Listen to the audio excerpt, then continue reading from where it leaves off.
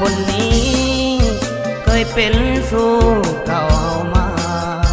ถึงน้องนั้นจะลืมลาแต่สายยังหักน้องอยู่ถึงอายจะกำหัวใจละกำเพียงใดน้ำตาตกในสามใบน้องคงบ่ฮู้เสียงเขาเอิ้นขวัญอายกันน้ำตาบ่อยู่หัวใจหดหู่ผูกแขนสร้างงูของสาฝ่ายผูกแขนสีขาวเขาเอามา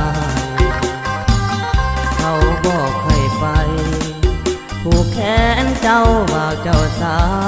วคือฝ่ายผูกแขนหัวใจสะอื้นเบาเบาน้ำตาไหลลิ้นยาวยาวฝ่ายสีขาวจนว่าเกือบดำ